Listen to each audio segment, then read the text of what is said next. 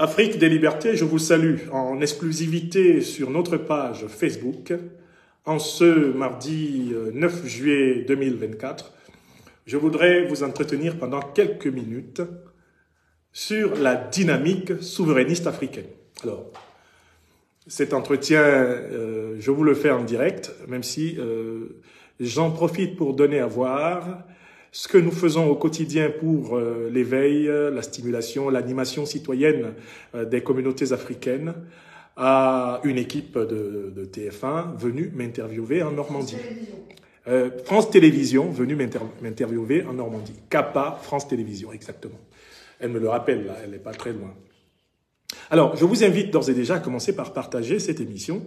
Je vous entretiendrai à tout prendre pendant 10 minutes de ce que j'appelle la dynamique souverainiste africaine au regard précisément des événements du 6 juillet 2024 passé, le lancement de la Confédération de l'Alliance des États du Sahel entre le Mali, le Burkina Faso et le Niger.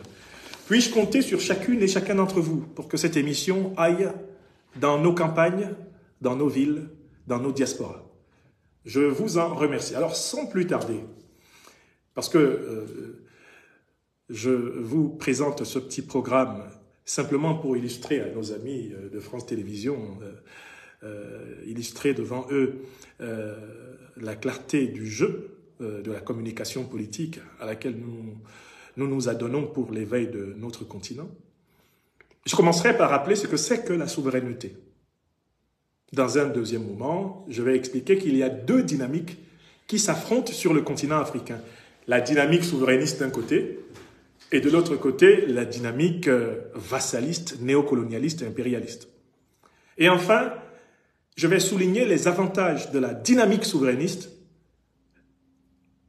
et les inconvénients de cette dynamique, les avantages de la dynamique néocolonialiste et les inconvénients de cette dynamique. À chaque fois, avantage pour qui et comment. Donc, sans plus tarder, d'abord, qu'est-ce que c'est que la souveraineté? Ce mot-là dérive du latin superus, qui veut dire le supérieur. La souveraineté, c'est la caractéristique d'un individu ou d'une collectivité qui sont aptes à décider pour eux-mêmes, à décider par eux-mêmes. La souveraineté, c'est le fait d'avoir en soi-même sa propre assise. La souveraineté renvoie donc à l'expérience par laquelle un être humain, une communauté humaine, ont leur centre en eux-mêmes. La souveraineté suppose donc une maturité biologique, une maturité psychologique, une maturité intellectuelle. Elle suppose qu'on ait développé une autonomie sociale, économique. Elle suppose plus largement une société qui est régie et organisée par un État souverain. La notion de souveraineté ne s'applique pas qu'aux États. Elle s'applique même à l'individu. Qu'est-ce que c'est que grandir? C'est devenir souverain. Le décideur de sa propre vie. C'est cela, devenir souverain. Et c'est vrai de l'individu comme c'est vrai du peuple. Il s'ensuit qu'en fait, l'une des conditions même pour sa réalisation comme être humain, pour sa réalisation comme société humaine, c'est la souveraineté. Celui qui, à aucun moment de sa vie, ne peut être l'acteur de sa propre vie, ne peut décider pour lui-même et par lui-même, n'aura pas réalisé la forme humaine. Nous sommes des humains pleinement accomplis lorsque nous parvenons en âme et conscience à choisir librement ce que nous voulons penser, ce que nous voulons dire et ce que nous voulons faire. Devenir humain, c'est devenir souverain, c'est-à-dire avoir son centre en soi-même. Il faut que vous compreniez bien l'importance morale, l'importance éthique du concept de souveraineté avant de l'appliquer à la politique.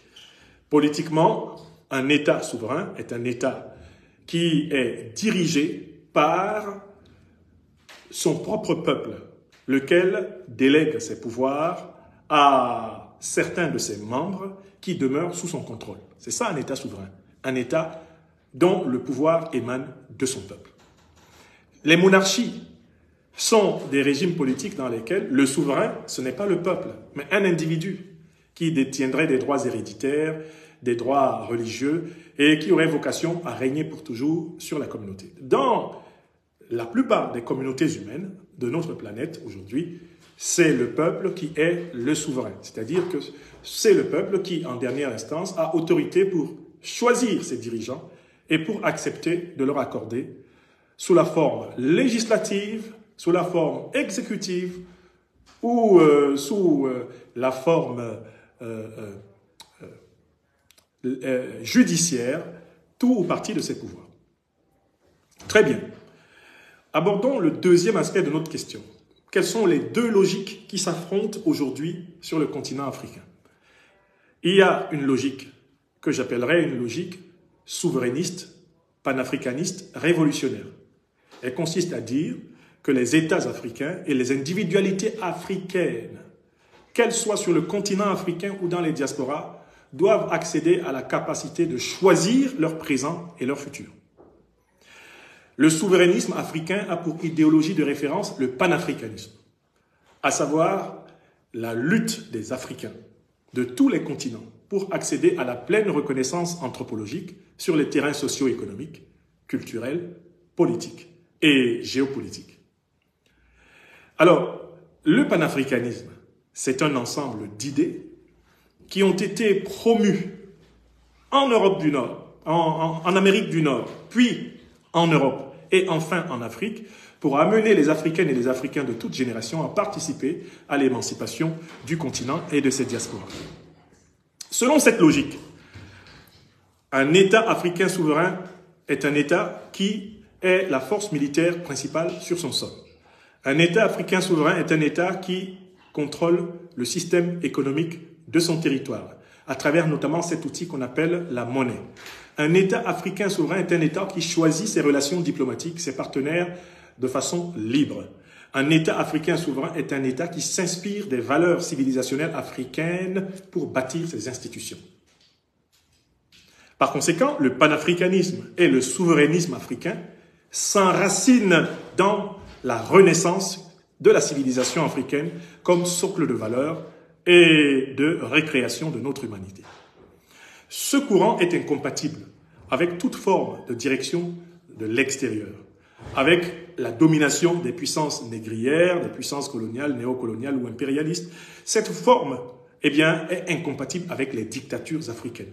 La domination des Africains contre les Africains est incompatible avec ce principe de souveraineté. Quel est l'avantage de cette forme? Souverainiste, de cette dynamique souverainiste, c'est qu'elle permet aux individus et aux collectivités africaines de s'épanouir véritablement.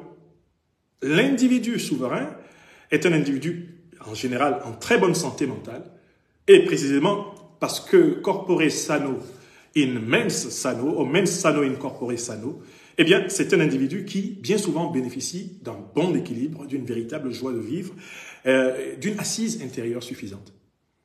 La dynamique panafricaniste produit également des peuples dont les institutions travaillent pour les populations, pour combattre la misère, combattre le chômage, combattre l'ignorance, l'analphabétisme par exemple, combattre la violence sous toutes ses formes, la domination féodale sous toutes ses formes, combattre l'obscurantisme religieux sous toutes ses formes. Tout cela n'est possible que dans une société de souveraineté.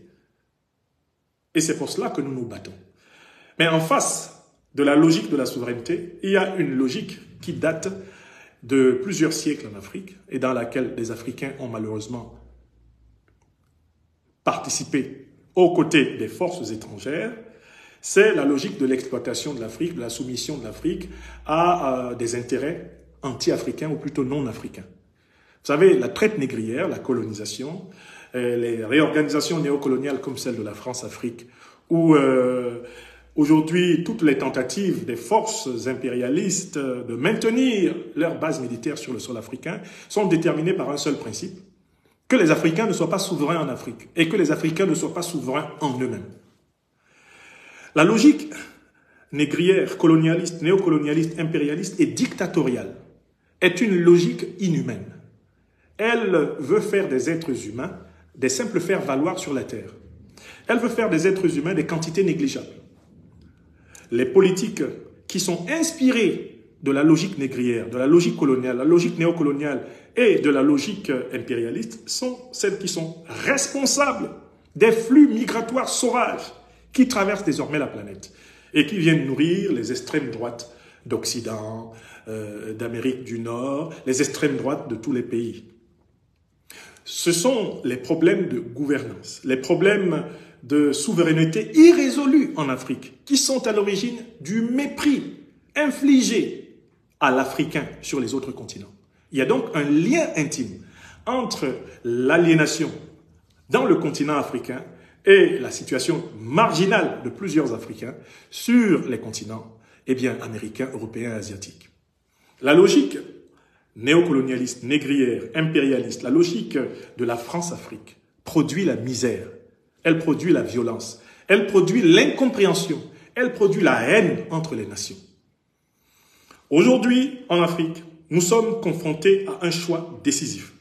Chaque Africaine, chaque Africain sur le continent et dans les diasporas, tout comme les autres citoyens d'ailleurs, d'Europe, d'Amérique, d'Asie, regardant l'Afrique, doivent choisir la logique dans laquelle ils s'installent. Est-ce que notre rapport à l'Afrique, que nous soyons africains ou non, est un rapport d'instrumentalisation, de prédation, d'exploitation, un rapport mensonger, un rapport de duplicité?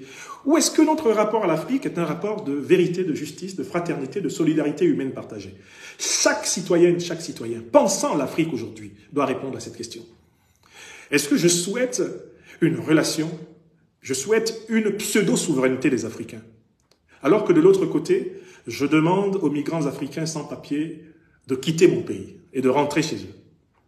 Alors que dans leur pays, ils n'ont pas voix au chapitre parce que je soutiens les dictateurs qui, précisément, les ruinent et qui les jettent sur les routes de la faim, les routes de l'exil, les routes du désert. Il faut que le citoyen, la citoyenne européenne se pose la question de sa représentation de l'Afrique.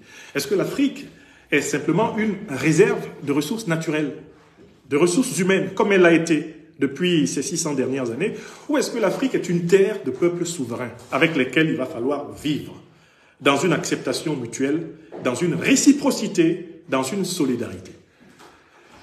En ce mardi 9 juillet, je voulais conclure mon propos par cette invitation à chaque âme et conscience qui vivent sur cette planète et qui a connaissance des luttes, des tragédies et des espérances de l'Afrique. Demande-toi, Française, Français, Européenne, Européen, Africaine, Africain, Américaine, Américain. Demande-toi, Asiatique, toi qui vis dans l'océan Atlantique ou dans l'océan Indien, pose-toi la question suivante. Les Africains, sur leur continent natal, sur le continent le plus riche potentiellement de l'humanité, ont-ils le droit de vivre en individu et en peuple souverain? Si ta réponse est oui, tu as commencé à résoudre la question de la pression migratoire européenne. La question de la pression migratoire sur l'Amérique du Nord, tu as commencé à la résoudre. La question de la pression migratoire africaine sur le Moyen-Orient, tu as commencé à la résoudre si tu veux une Afrique souveraine. Si en ton âme et conscience, les Africains doivent être des faire-valoir des politiques occidentales, américaines, moyen-orientales, pendant qu'on leur raconte, qu'on les accompagne dans la lutte antiterroriste, qu'on les accompagne dans la lutte contre le développement, on doit les maintenir sous occupation militaire, sous domination monétaire. On doit décider à leur place au Conseil de sécurité des Nations Unies.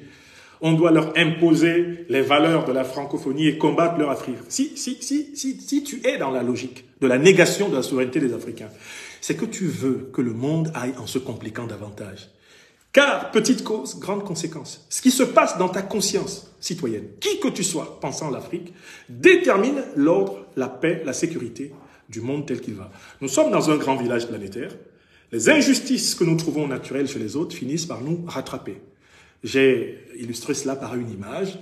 J'ai dit, par exemple, que la crise politique que nous observons aujourd'hui en France était un retour, littéralement par boomerang, des pratiques politiques que notre élite politique française a favorisées en Afrique. Tripatouillage électoral, corruption des élites, violation des règles constitutionnelles, césarisme politique, utilisation du 49.3, non-respect du Parlement, instrumentalisation de l'État, instrumentalisation de la justice, persécution des voix dissidentes, toutes choses dont nous souffrons en Afrique depuis plus de 60 ans. Dans les républiques bananières, ces choses-là sont de retour à ciel ouvert à Paris. Il faut donc combattre l'injustice avec la même énergie, ici comme ailleurs, si nous voulons un monde meilleur. Mes chers amis, je vous remercie et je crois que France Télévisions nous a tous ensemble fait bénéficier ce matin de ce moment de réflexion partagée. N'hésitez pas à me laisser vos commentaires, n'hésitez pas à partager massivement la présente vidéo, elle était à la fois une illustration du ministère des pains spirituels de la liberté que je tiens parmi les Africains. C'était aussi une illustration du festival traditionnel des vérités crues que votre serviteur n'aura de cesse de servir tant qu'il lui sera accordé et bien de vivre sur cette terre des hommes. Excellent mardi, soyez salués, soyez bénis où que vous soyez à travers le monde. Je vous remercie. Bon, il n'y aura pas de musique aujourd'hui parce que je suis dans l'espace d'enregistrement de France Télévisions et je ne pouvais pas y transporter ma technologie musicale. Mais vous entendez les chants de liberté des Africains s'unir aux chants des partisans de France. Alors je l'ai dit aujourd'hui aux journalistes de France Télévisions venus m'interviewer, je leur ai dit, mais madame, vous ne vous rendez pas compte. Il y a une France qui est dominée en France et qui pourtant est celle qui est la plus précieuse aux Africains. C'est la France révolutionnaire, c'est la France résistante, c'est la France rebelle. Rebelle au fascisme, rebelle au nazisme, rebelle aux dominations, la France des justes. Celle-là est dominée actuellement en France. Pourtant, c'est la seule qui puisse prendre langue avec les Africains en lutte pour leur liberté. Si vous en avez le courage, il faut redonner toute sa valeur, toute sa place à la France révolutionnaire, à la France dissidente, à la France révoltée, à la France des objecteurs de conscience, des justes. La France de Sartre, le préfaceur de Césaire, le soutien de Lumumba. Si cette France renaissait en France, il y aurait des chances que soit crevé, vidé l'abcès du crime négrier, du crime colonial, du crime néocolonial et du déni de vérité, de la duplicité aujourd'hui régnante. Je vous remercie. Portez-vous bien. Ciao, ciao.